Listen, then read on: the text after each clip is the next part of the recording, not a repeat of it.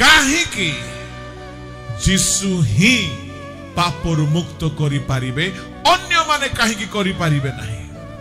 प्रभु को लोक माने मु गोटे उदाहरण कहली टिकी आगुरु जने पहरा जानी थिबा लोक ही बुड़ी थिबा लोक को उद्धार करिवो। जने गणित जानी थिबा लोक ही अन्य को गणित ट्यूशन पढ़ाई पारिबो।